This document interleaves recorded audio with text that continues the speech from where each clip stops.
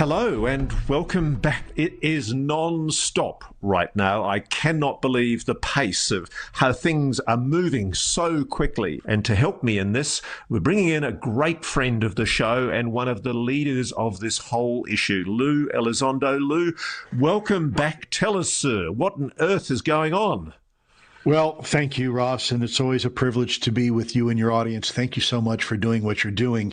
And highlighting this important topic. The bottom line, we've been saying for years now that we do not have complete awareness of what's in our skies. In fact, it was part of my resignation memo to then Secretary of Defense Jim Mattis. And despite the if you will, the counter remarks of the Pentagon saying, no, we do, what happens, let me remind you and your audience just what happened last year when we started looking for these UAP and recalibrating our radar systems.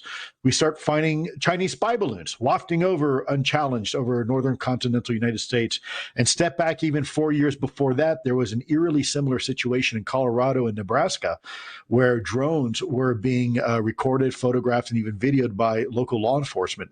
FBI was called out, and they have no idea to this day the origins or where the things were going to or who was behind operating these quote-unquote drones. Now, what I will say, it was very interesting with some of these drones, Ross, is that some of them are being reported without the normal techno-signatures, if you will, of what a drone should be and should sound like. So there's two types of drones we have, fixed wing and rotary wing, and some of these don't seem to be following any of those patterns.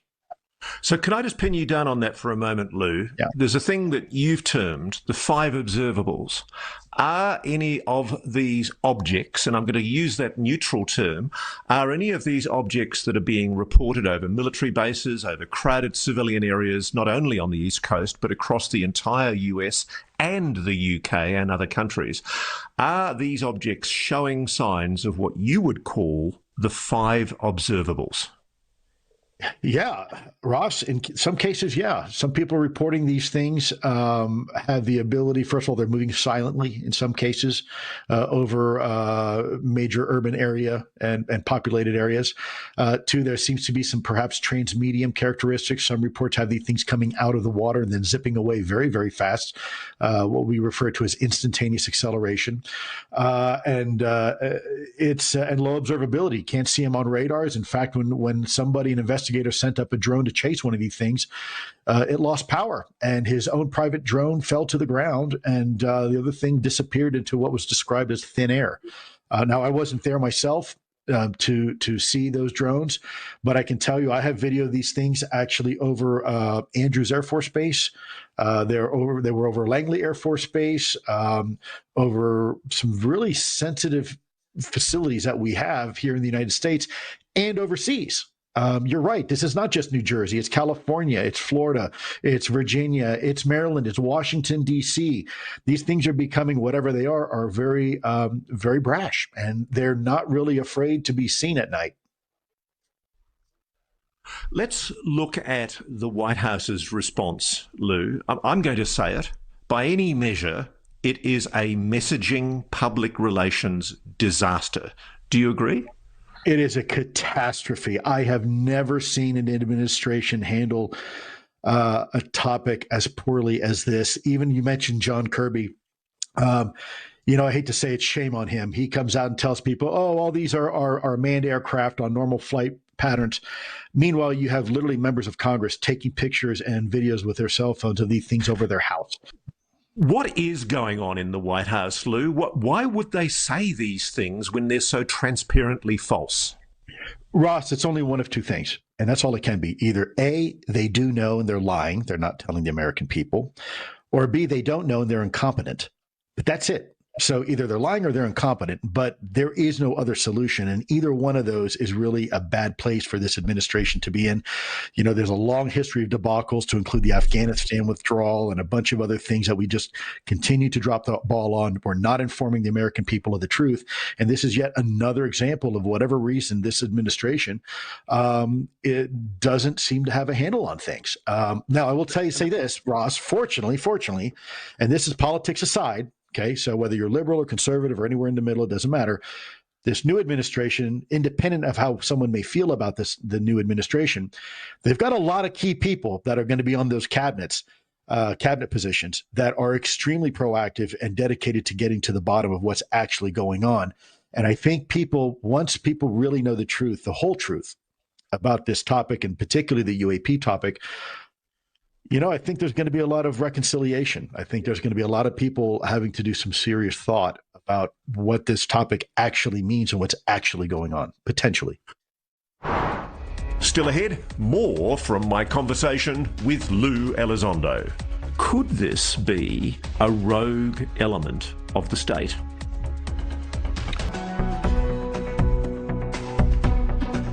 So Lou, let me pin you down. David Grush and you have both said categorically that you know there is a secret retrieval program of non-human technology being operated by the US government. Now, we don't know if the drones that are operating over New Jersey and other parts of America are non-human technology. But let me ask you this in this way, hypothetically. Whatever those objects are, do you believe that the reluctance of the White House to tell what it fully knows about this subject matter has to do with the secrecy surrounding the retrieval program? It's quite possible. I see two scenarios. I see either A, these are all U.S. made drones, meaning they're our technology, and we have a significant threat issue on our hands, meaning there's somehow, weapons of mass destruction may be loose here in continental United States, and they're flying these drones at night with sniffer drones, trying to figure out if we can detect this threat if it exists. Can I devil's advocate on that one, though? I mean, yeah, please do, because we'll talk about the alternative in a minute. No, we have the NEST teams. I mean, I'm told the DOE has very effective nuclear emergency and safety teams, which go in and do this kind of radiological training and search detection. Why would we need to put up multi-lit coloured drones pretending to be aircraft if we've got the NEST teams?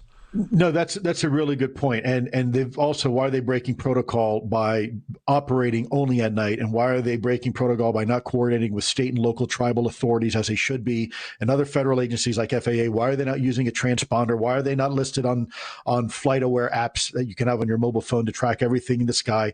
Why aren't they listing their flight paths with the FAA if they're commercial type drones or military drones? There's a whole litany of reasons why that doesn't make sense. You're right, but I have to put it out there as a form of alternative hypothesis, because the other potential alternative is that we're dealing with two things. We're dealing with, and I don't believe it's foreign adversarial. I believe you could have both a mixture of UAP incidents with real drone incidents as a response to the UAP incidents. Or it could be something even potentially more nefarious. If you really wanted to confuse Americans, what you could do is every time there was a major UAP incident, set up a whole bunch of drones in the area. And then people will start recording drones and pictures and say, oh, that was a drone that you saw. You could do that, right? Part of denial and deception campaign, and it's very much like seeding, right? You start throwing a bunch of stuff of trash in the sky, and people start saying, "Oh, that wasn't a UAP. That was a quadcopter or something to that effect." That is also another possibility. I think that one's that's a bit of a stretch, because that would take a huge coordinated effort, and I think too many people in the know would probably come out and probably blow the whistle on that, if I had to guess. I've bled my sources dry the last few days, Lou. And I bet you have, Ross. I'm pretty sure that, I mean, I know the FBI say it's not theirs, Homeland Security say it's not theirs, and more importantly, the Department of Energy say it's not theirs.